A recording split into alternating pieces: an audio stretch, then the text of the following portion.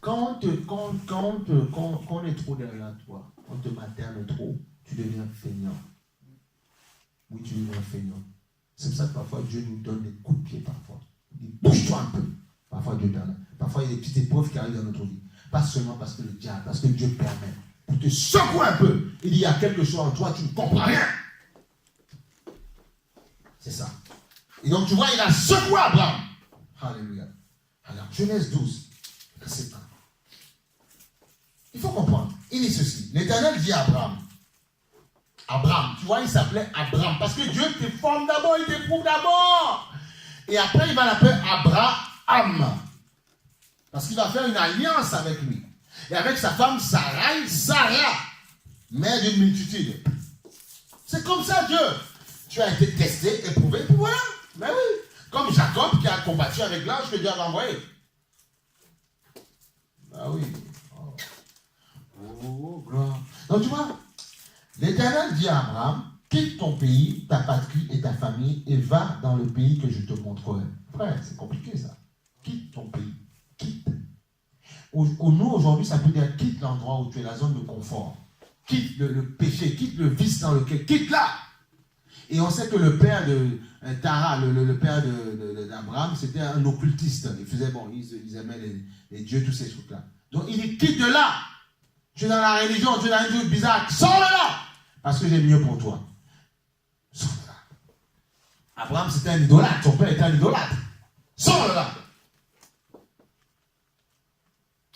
Il dit, je ferai de toi une grande nation et je te bénirai. Je rendrai ton nom grand et tu seras une source de bénédiction.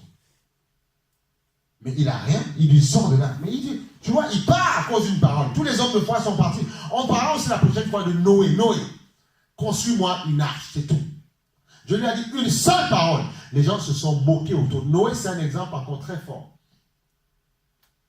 Voilà pourquoi ne jouez pas les gens. Pourquoi est-ce que le Seigneur, Noé a maudit son petit-fils? Après, les gens, quand ils comprennent mal, ils parlent, ouais, ils sont des noirs et tout, c'est n'importe quoi. Il faut bien comprendre. Voilà, il ne maudit pas le fils, il maudit le petit-fils. Donc, il faut comprendre que quand les gens comprennent mal la Bible, ils disent n'importe quoi. Voilà, Dieu aime toutes les couleurs, toutes les nations. La preuve, même les prophètes de Dieu ont parfois été aidés par les noirs. On voit que Moïse était marié avec une noire. Donc, il faut qu'on arrête un petit peu de fantasmer avec ces bêtises-là. Et puis comprendre la Bible par le Saint-Esprit et arrêter de dire des conneries. Voilà, c'est ça. Il faut bien comprendre la parole. Voilà, voilà c'est ça. Donc tu vois, il dit, je ferai de toi une grande nation, je te bénirai, je rendrai ton nom, tu vois, grand, et tu seras une source de bénédiction. Je bénirai ceux qui te béniront. Amen. Regarde plus loin. Je maudirai ceux qui te maudiront. Waouh, tu vois ça? Et toutes les familles de la terre seront bénies en toi.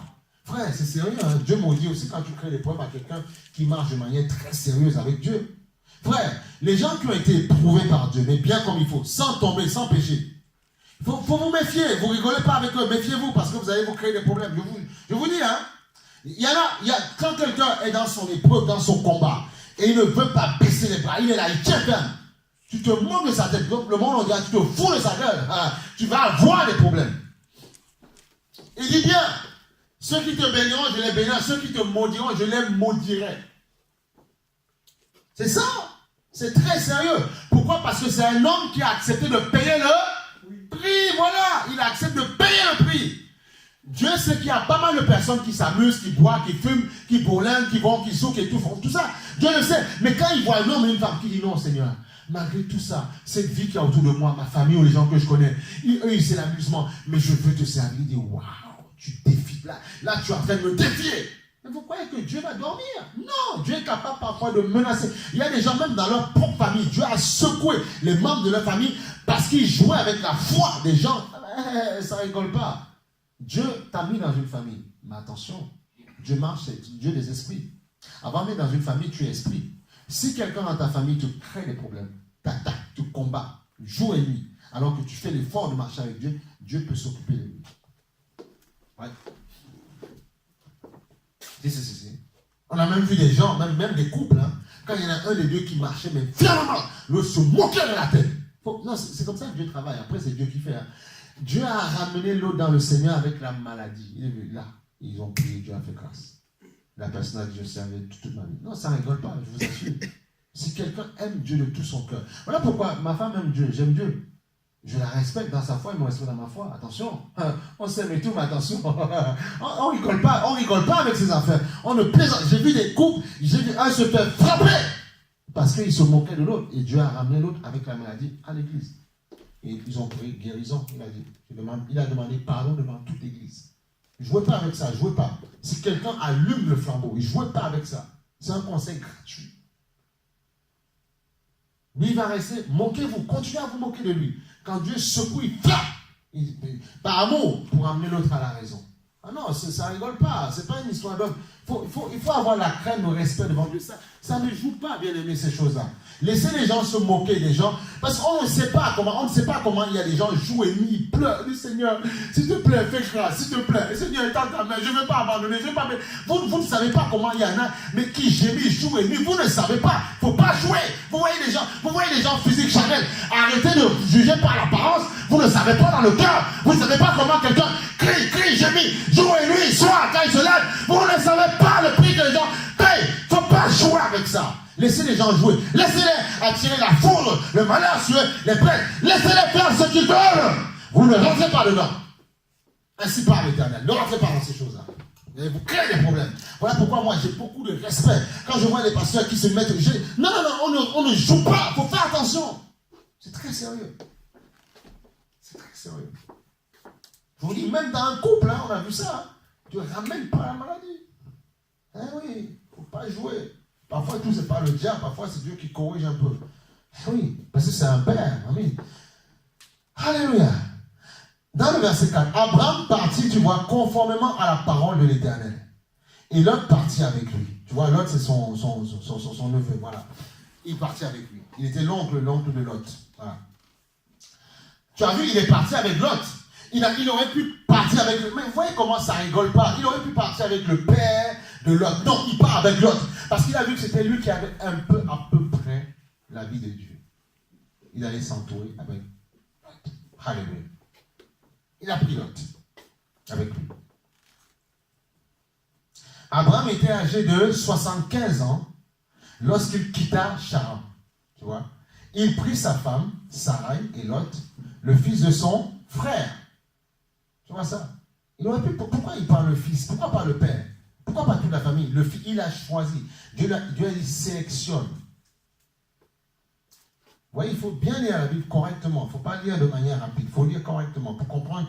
Il y a un mystère dedans. Il prend l'autre. Il ne prend pas le père de l'autre. Il prend l'autre uniquement. Il parle. Parce que même dans une famille, le père peut être bizarre, mais l'enfant, c'est un produit de Dieu.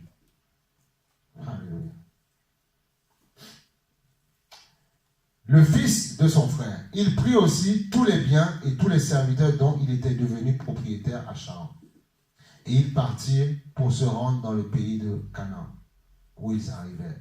Alléluia. Où ils arrivèrent. C'est ça. Où ils arrivèrent. Ensuite, il dit plus loin, Abraham traversa le pays jusqu'à l'endroit de Shichem, jusqu'aux chaînes de Morée. Les Cananéens occupaient alors le pays. L'Éternel apparut à Abraham et dit, c'est à ta descendance que je donnerai ce pays. Abraham construisit là un autel. Voilà, tu vois, ça c'était la force d'Abraham. À chaque fois que Dieu lui parlait, chaque fois qu'il avait une relation, il bâtissait un autel. Bon, il y en a qui le font, même encore aujourd'hui. On peut bâtir par sa vie de consécration, par son argent parfois. C'est toi. Il bâtissait un autel à chaque fois. C'était ça, Abraham. Et la force des patriarches, ils bâtissaient des hôtels. Voilà pourquoi vous allez entendre certains chrétiens qui bâtissent. Non, il faut comprendre spirituellement pourquoi ils le faisaient. Pour donner gloire à Dieu. Et on sacrifie au niveau de l'autel. Donc ça veut dire que, et la Bible aujourd'hui nous dit aujourd'hui, il dit, offrez vos corps comme un sacrifice. Donc ta vie doit être un autel. Et l'autel de la croix, c'est le meilleur des autels. Et ta vie a expié à la croix comme Jésus-Christ a expié. Voilà pourquoi il dit, reviens à la croix à chaque fois. C'est ce qu'on appelle Dieu. À chaque fois que Dieu me visite, il me visite, je bâtis un hôtel. Il y en a parfois, ils ont la guérison. Ils bâtissent, ils ont un travail. Ils bâtissent. Il y en a comme ça. Comme Dieu te met à cœur. Alléluia. C'est ça. Il faut comprendre l'évangile, il faut comprendre. Donc tu vois, il partit, voilà. Abraham construisit là un hôtel en l'honneur de l'Éternel qui lui était apparu. il partit de là vers la région montagneuse qui se trouve à l'est de Bethel et il dressa ses tentes. Bethel était à l'ouest et Haï à l'est.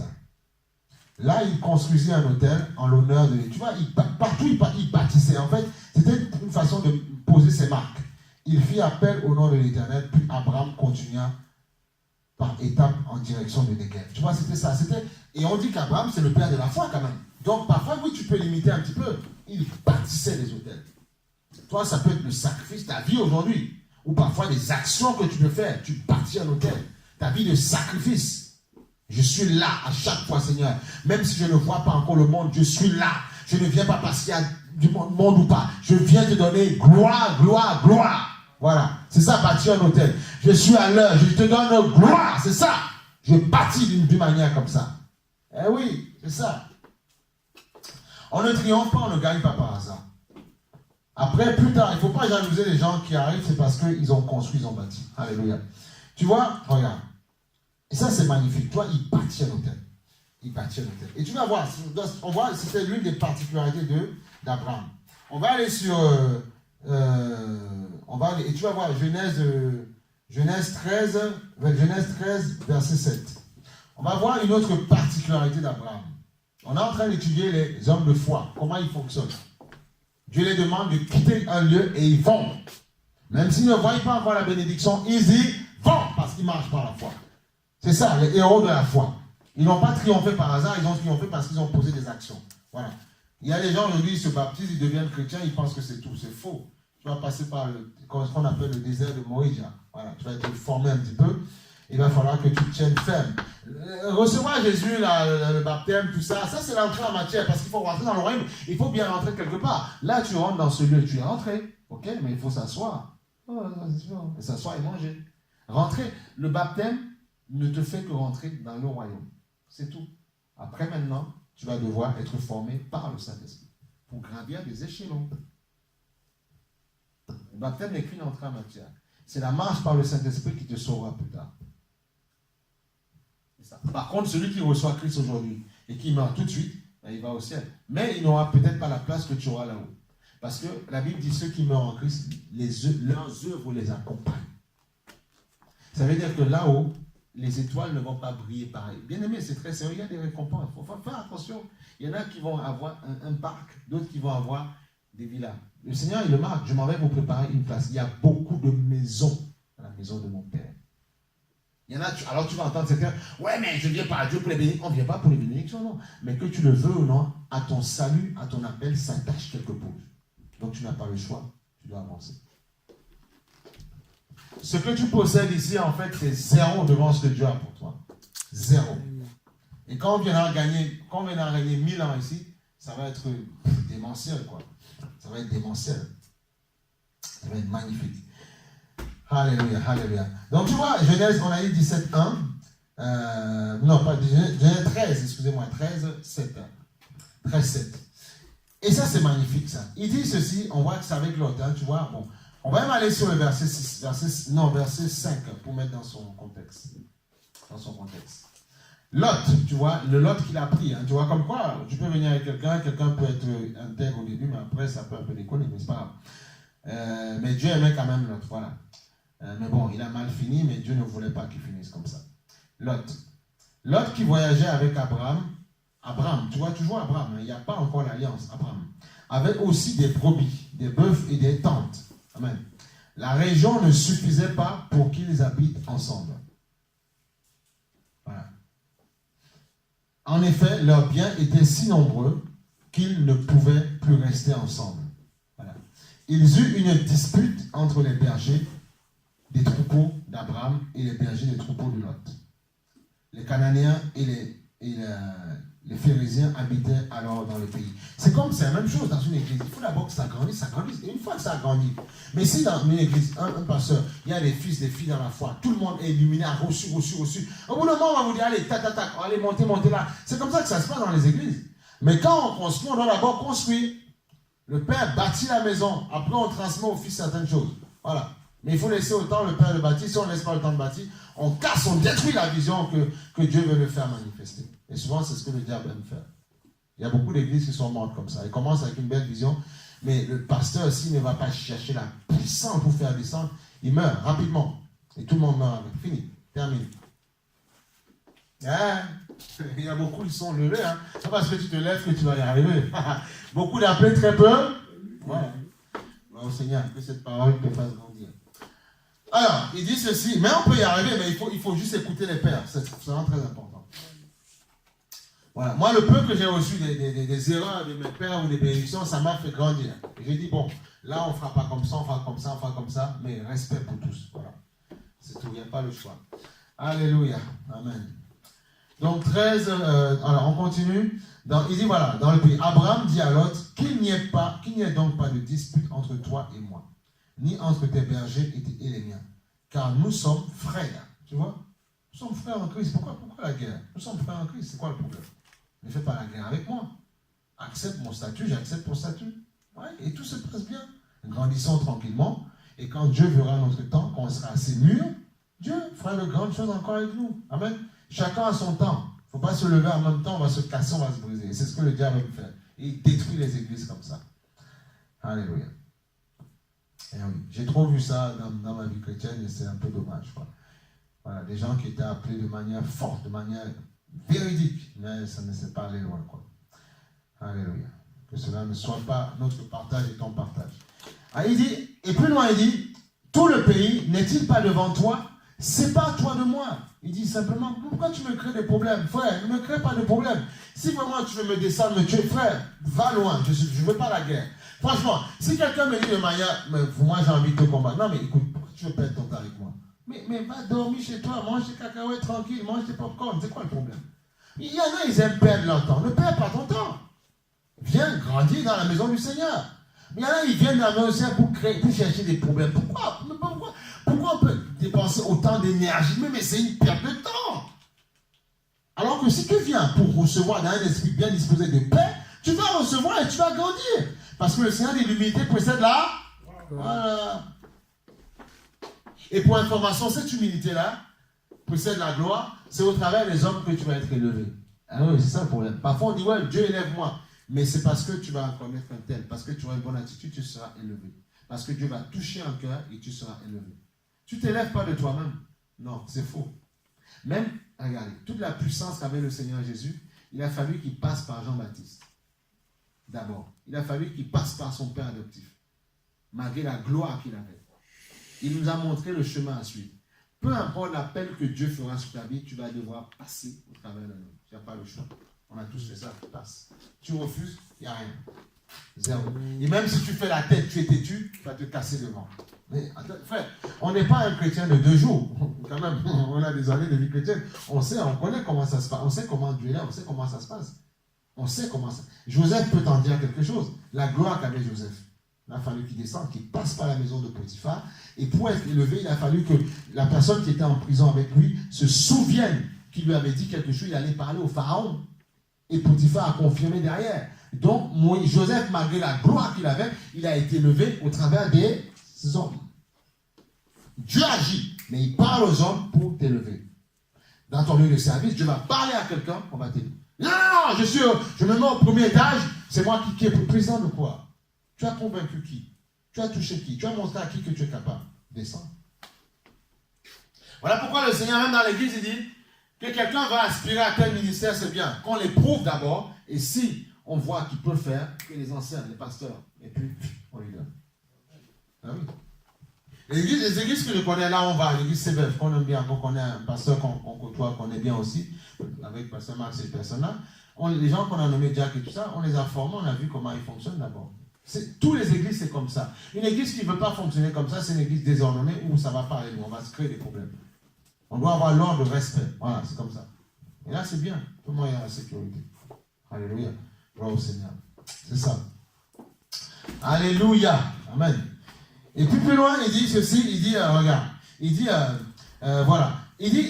Abraham dit, alors, qu'il n'y ait donc pas de dispute entre toi et moi, ni entre tes bergers et les miens, car nous sommes frères. Tout le pays n'est-il pas devant toi? Sépare-toi de moi. Si tu vas à gauche, j'irai à droite. Donc, Abraham, c'était quelqu'un qui n'aimait pas les disputes. Dis avec moi, les disputes. Les disputes. N'aime pas les disputes.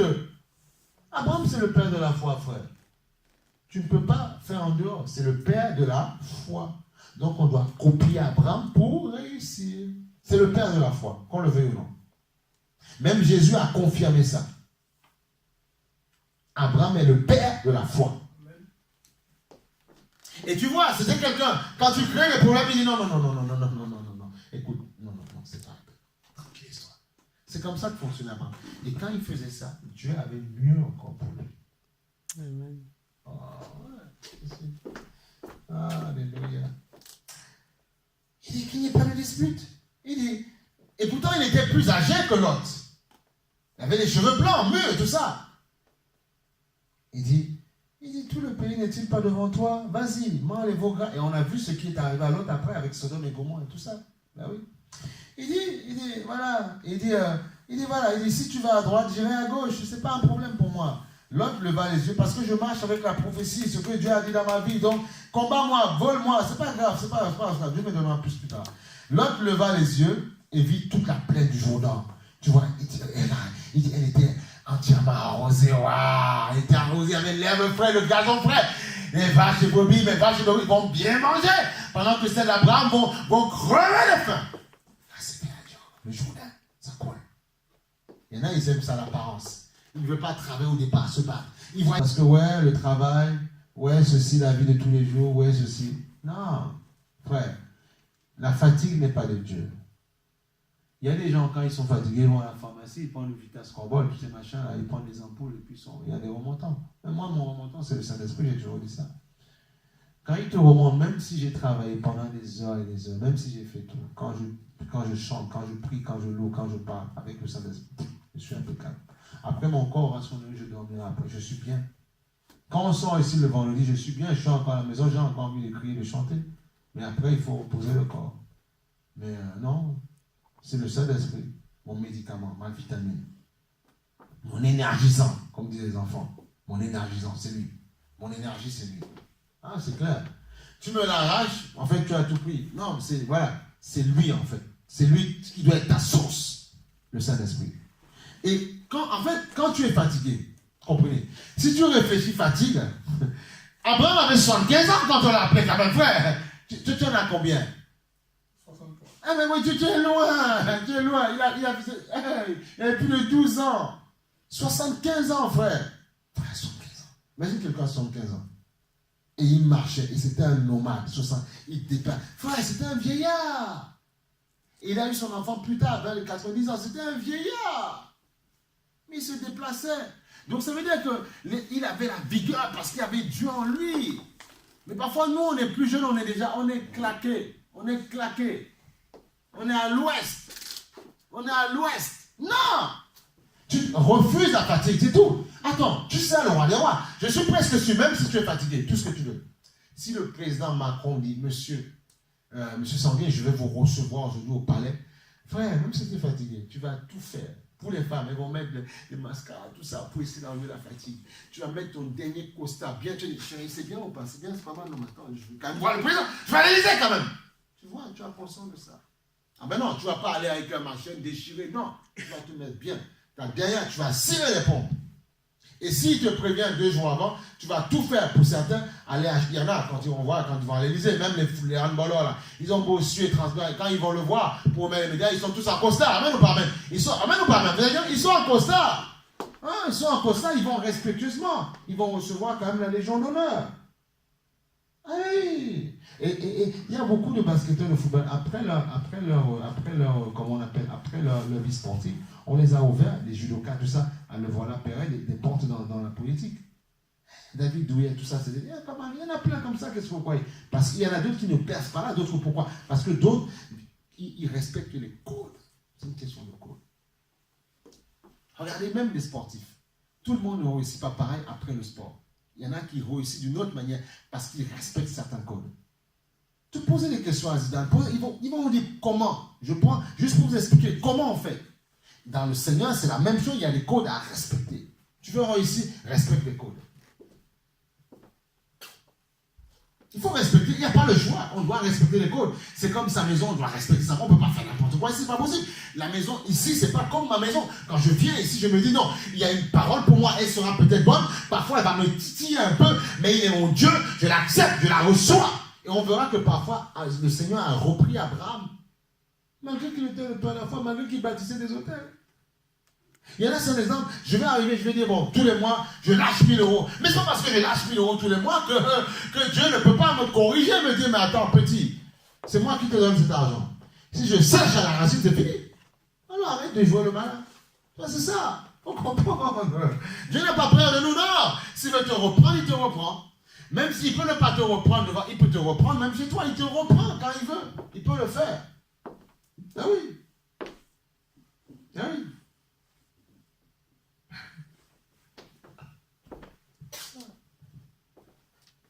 Quand on est sensible à l'esprit, on comprend ces choses-là, tu vois. Il dit, Abraham déplaça, tu vois, cet homme, vint habiter parmi les chaînes de Mamré qui sont près d'Hébron. Et là, il construisit un hôtel en l'honneur de l'Éternel. Tu vois, il bâtissait les hôtels. Il était déterminé malgré la séparation qu'il avait eue avec Lot. Déterminé. Lot va là où tout est déjà construit, tout est bien. C'est pas grave, je vais dans la plaine, là où il n'y a rien. Mais je sais que Dieu bâtira. Comment? Parce que je crois en la prophétie.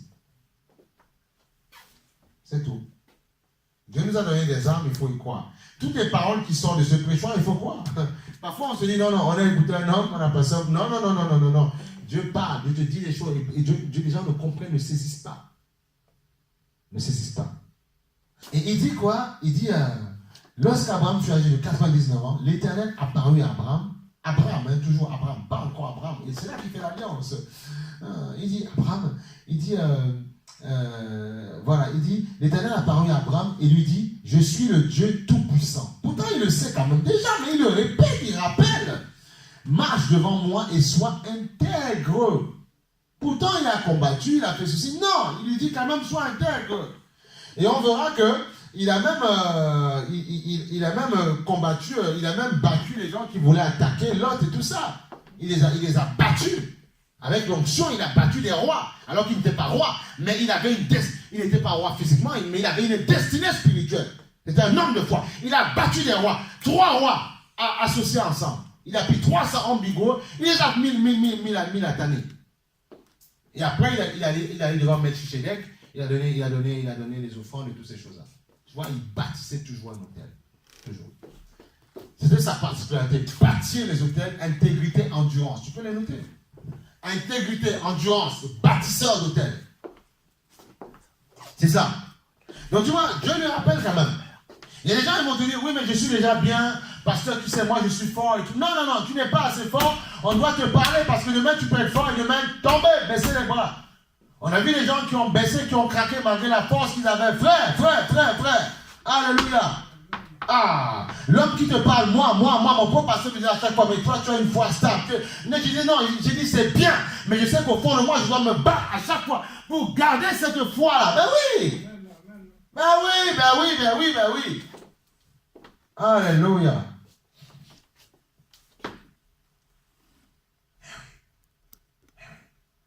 Donc tu vois, il dit, marche devant moi, sois intègre et j'établirai mon alliance entre moi et toi. Tu vois, il ne parlait pas encore d'alliance. Il dit, je te bénirai, je te multiplierai, je ferai ceci. C'est bien. Donc il y a des choses que Dieu te dit de manière prophétique un jour, mais avec le temps, il va confirmer l'alliance. Parfois, tu peux aller devant un pasteur, il te le dit, il te confirme. Dieu peut te révéler quelque chose en songe. Mais parfois, tu as besoin d'une autorité pour te confirmer. Ah oui. Ah, c'est ça. C'est ça aussi. Parce qu'aujourd'hui, on vit dans une époque où les gens sont eux-mêmes, ils vivent eux-mêmes, ils sont Dieu eux-mêmes, ils n'ont pas besoin de personne. Ils sont sans église fixe, c'est des selfs comme on dit. Non, c'est pas comme ça. Non, tu dois être planté quelque part. Et puis voilà, Dieu te parle. Amen, pour ça, pas de problème. Mais il y a une autorité principale qui doit te dire aussi certaines choses. Et parfois, la voix de l'autorité a du poids. Parce que justement, les ténèbres, Satan marche avec les autorités. Il y a certains combats. Tu as vu quand Daniel a été attaqué, il y a l'ange qu'on a envoyé ne pouvait pas faire le poids devant le démon qui bloquait la vie de Daniel. Il a fallu que l'archange Michel lui-même descende pour combattre. Ah oui, ça marche, frère, ça marche avec les grades. Hein. Il y a des démons parfois, même le Seigneur dit, cette sorte de démons ne sort que parfois par la prière intensive, d'autres s'ajoutent le jeûne et tout ça, mais il y a des démons qu'on ne chasse pas parce qu'on dit, parce qu'on parle. Il y a des démons, il faut persister, il faut cogner, il faut frapper Dieu. Il y a des démons parfois, leur boulot c'est quoi? Dans chaque église, surtout quand on commence à démarrer là, on commence, on veut grandir et tout ça, ils viennent avant même que vous ne veniez. Parce qu'ils sont esprits. Avant même que tu démarres ta voiture pour venir, ils viennent, ils savent où ça se trouve, 9 000 on mange ou ailleurs. Leur boulot, c'est, ils viennent saturer l'atmosphère. Ils sont là, ils saturent, ils font leur truc là, ils saturent. Il y a des sorciers qui sont à blanc ou noir, hein. Il faut la sorcellerie, c'est partout. Leur boulot, c'est aller éteindre le feu. Voilà pourquoi une église doit taper, cogner, corriger, fouetter dans la prière. Pourquoi quand parfois vous pouvez être tiède, c'est pas parce que tu veux. Parfois tu aimes ta femme ou tu n'aimes tu n'aimes. C'est quoi le problème? Non, c'est parce qu'on a tué le feu en toi. Et qu'est-ce que tu dois faire pour un chrétien? Parce que celui du monde, c'est compliqué pour lui, même quand il va chez les psychiatres, c'est compliqué. Non, c'est de dire dans la prière. Tu n'es pas obligé de dire à l'autre, Seigneur. Non, Seigneur, tu m'as donné cet homme, cette femme. Je veux l'aimer jusqu'à la fin de mes jours. Tu es Dieu. Confirme ta parole. Il fait. Et puis, il crée le désir. C'est tout.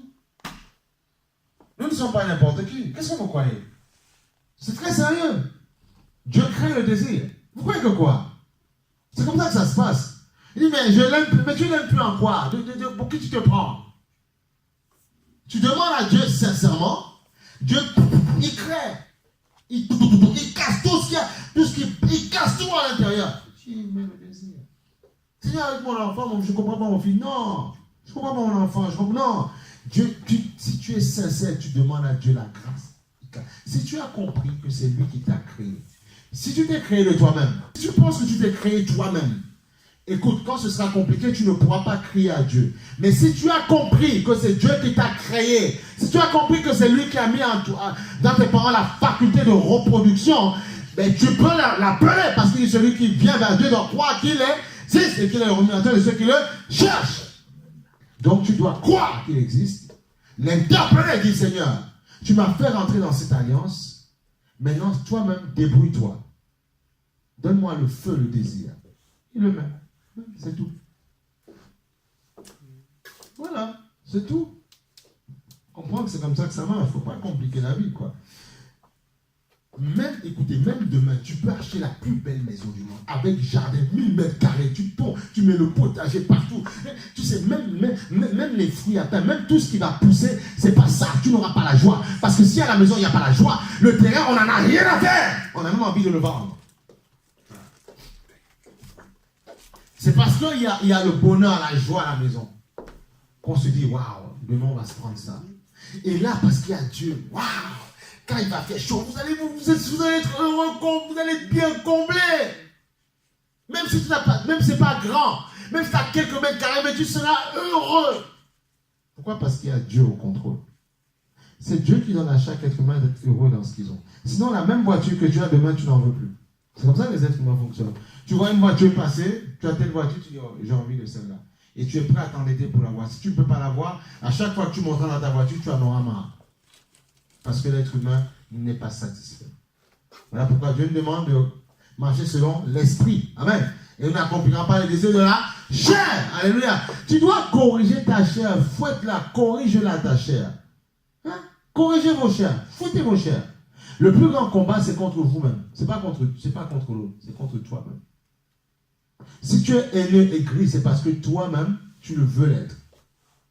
Décide à partir d'aujourd'hui d'être quelqu'un joyeux. Quelqu'un dans la joie. Décide ça aujourd'hui.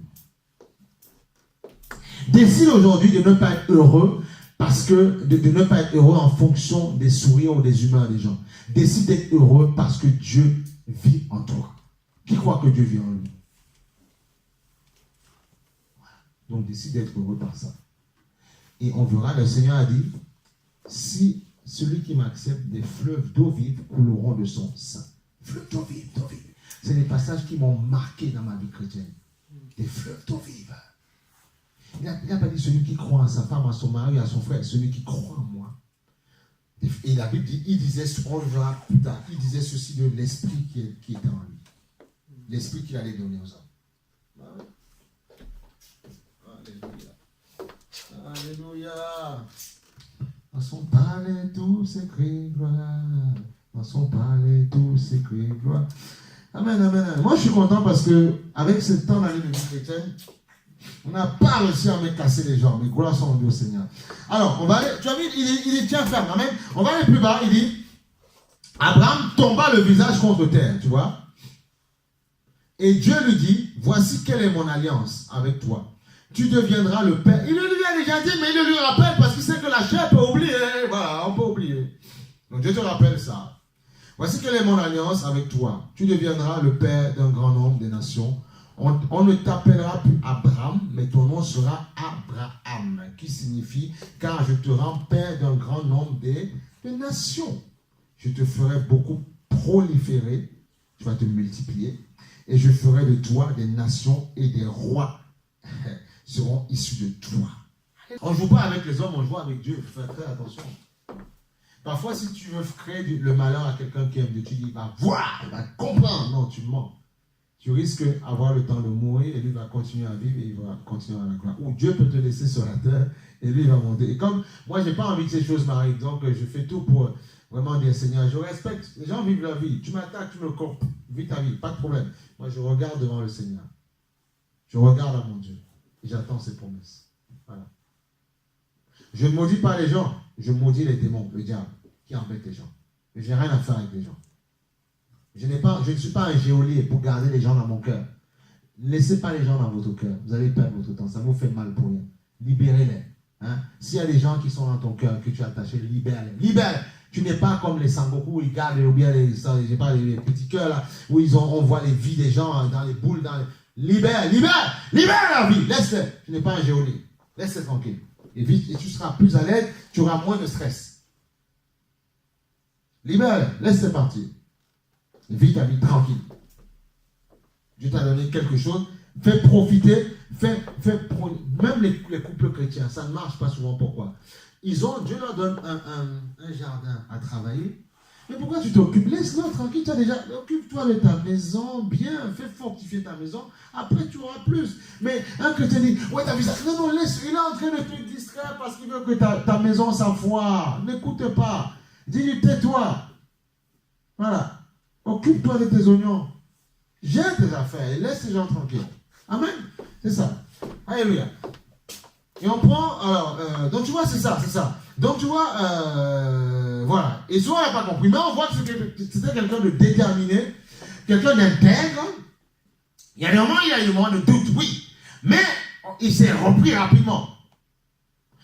Ce que Dieu, je comprends que tu peux douter, ça peut arriver. Mais ce que Dieu veut, c'est que rapidement, tu te reprennes. Rapidement. Que tu te ressaisisses. Que tu enlèves la folie qui veut s'attacher à ton âme. C'est ça que Dieu veut. Parce qu'on peut perdre la grâce très rapidement. On peut la perdre. Même une guérison, tu peux perdre. Tu perds tout. Nous avons le pouvoir de commander. Comme le Seigneur a dit aux démons, on dit, ouais, mais où est-ce que tu nous envoies? Envoie-nous sur les cochons, on a dit au pauvre. Quand il a délivré le monsieur de Gadara. Il les a envoyés, allez vite dans les cochons. Vous avez cette autorité-là. Pourquoi vous laissez les gens? Mais, parce que tu as la puissance dans ta langue. Sauf que Satan le sait. Il sait que si tu parles, il va avoir peur. Il le sait. Donc il fait tout pour te faire parler autre chose. Dis des macrélages. Et voilà, macrel. Ça c'est bon. Mais non, mais parfois tu peux Dieu, on est là pour enseigner, c'est ça l'église. Hein. Parfois tu peux te reprendre un petit peu. Mais Satan, comme tu lui as donné l'habitude, parce que c'est un esprit, vous ne comprenez pas. Quand on macrèle, c'est pas Dieu, ce sont les démons. Qu'est-ce qu'il y a? Oh, mais.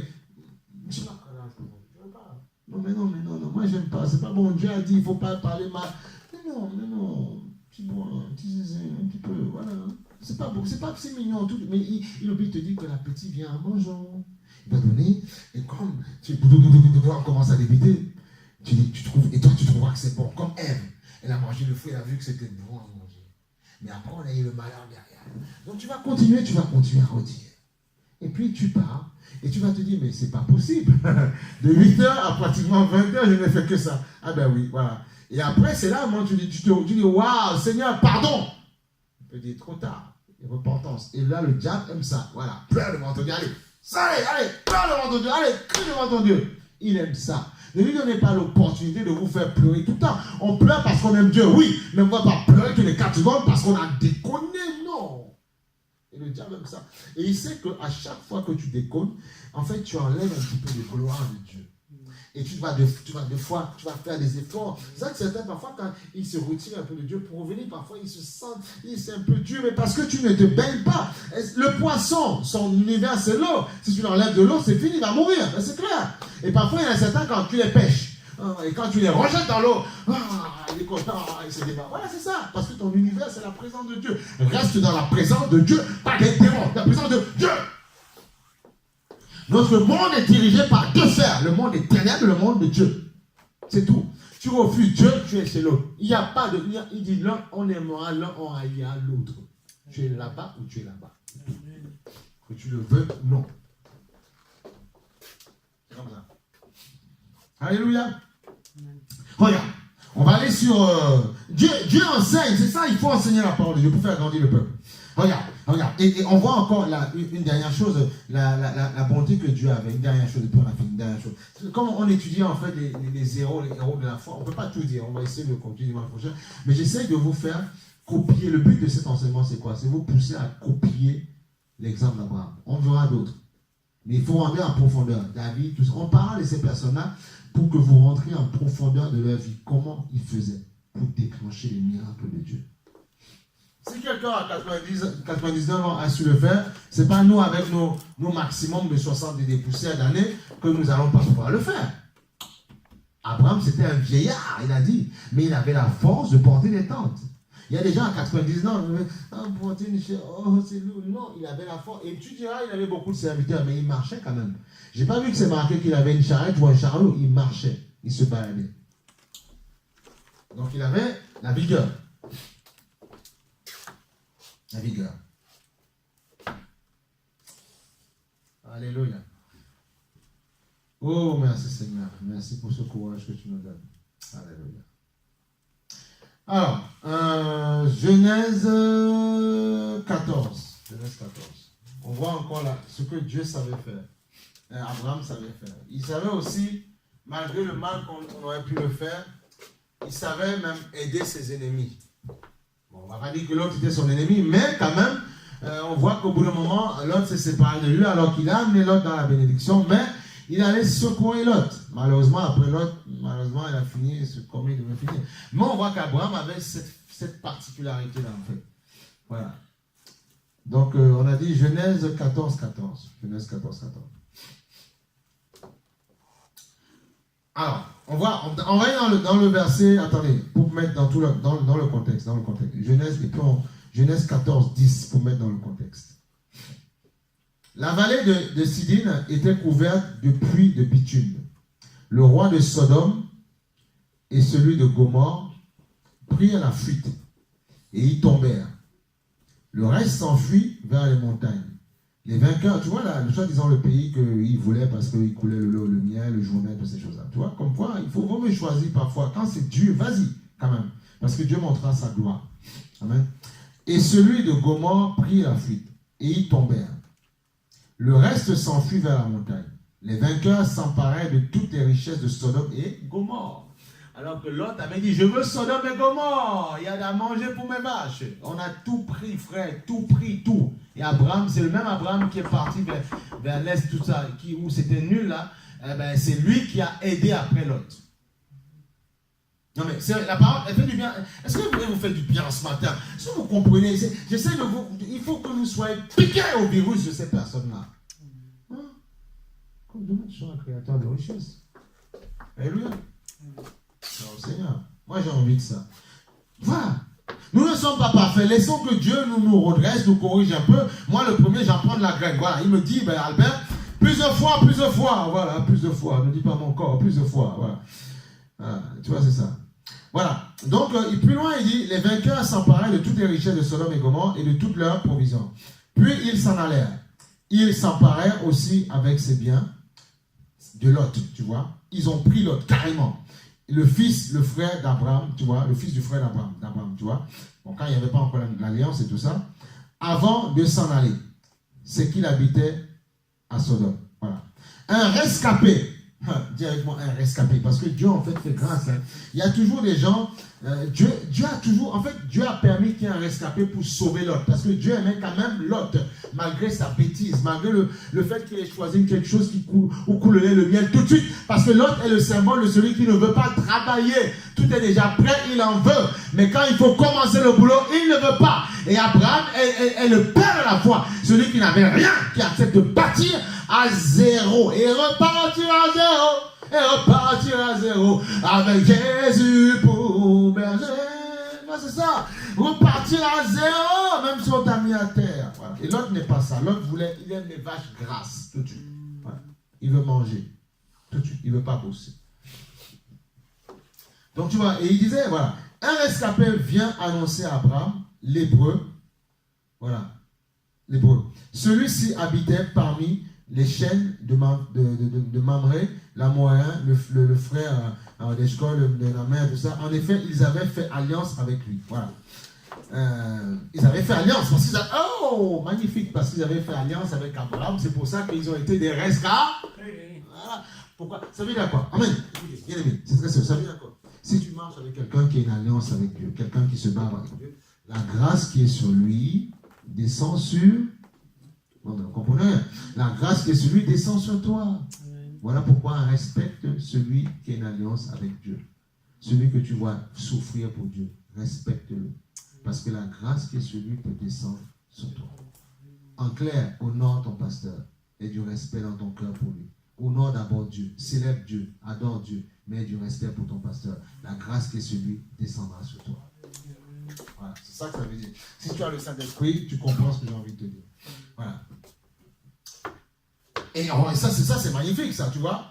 Il dit qu'ils ont été bénis parce qu'ils avaient fait une alliance avec Abraham, tu vois. Je vous dis, un rescapé vient annoncer à Abraham l'hébreu. Et je vais plus bas, il dit, ils avaient fait alliance avec lui. Donc, ils ont été rescapés de la guerre. Dès qu'Abraham apprit que son neveu avait été fait prisonnier, il arma 318 de ses plus braves serviteurs. Tu vois, on sélectionne pour la guerre. Dieu veut des guerriers. Quand tu as envie de dormir, on n'a pas envie. On veut quelqu'un qui est là pour la guerre, qui comprend que nous allons nous partager, frère, le butin après. Le butin de la guerre. Il faut se battre. Il ne faut pas spectateur. Butin de la guerre. Et plus loin, il dit, et ça c'est magnifique. Voilà. Voilà. Ama 318 de ses plus braves serviteurs, nés chez lui. Et tu vois, nés chez lui. Parce qu'ils ont sa racine, ils ont son pédigré, ils ont sa source. Ils comprennent comment Abraham pense, comment il fait. Voilà pourquoi tu dois parfois écouter ce que ton pasteur te dit pour comprendre la vision qui est en lui, pour pouvoir qu'on puisse demain te déléguer quelque chose. Mais si tu ne veux pas t'attacher, si tu n'as que faire ton pasteur, il ne peut pas, parce qu'il dit celui-là c'est un avorton, il ne pourra pas comprendre ce que je suis. C'est un homme. Il ne pourra pas comprendre ce que je veux faire. Regarde, il dit ceci, plus loin. Il dit, voilà. Il arma 310 de ses serviteurs les plus braves nés de chez lui. Et il poursuivit les rois jusqu'à Dan. Il divisa sa troupe, frère. Non mais, attendez. Il était âgé, mais il avait la stratégie de guerre. Abraham était un parfait stratège, frère. Pourtant, il était vieux, mais il était intelligent, un stratège, tu vois. Il dit, il poursuivit les rois jusqu'à Dan. Il divisa sa troupe pour les attaquer de nuit. Voilà, stratégie de guerre. Voilà pourquoi il faut parfois le soir avant l'aurore prier, tabasser les démons, les cogner quand Dieu te réveille un peu. Et après tu redors. Alléluia, alléluia, alléluia, alléluia. Hey, alléluia, gloire à Dieu. Amen. Stratégie de guerre. Regarde. Plus loin, il dit ceci. Il les battit et les poursuivit jusqu'à quoi? Shoba, qui était au nord de Damas. Il ramena toutes les richesses, voilà. Il ramena même son neveu Lot, amen, avec ses biens, ainsi que les femmes, amen, ainsi que les femmes ainsi que les femmes et le peuple. Tu vois, il ramena. Malgré que Lot, il y avait eu des problèmes avec Lot, mais il était quand même celui qui tendait la main vers l'autre. Amen. il tendait la main vers l'autre. C'est ça que je veux que tu comprennes. Abraham était cette personne qui ne gardait pas rancune, si on peut dire ça. C'est ça les héros de la foi.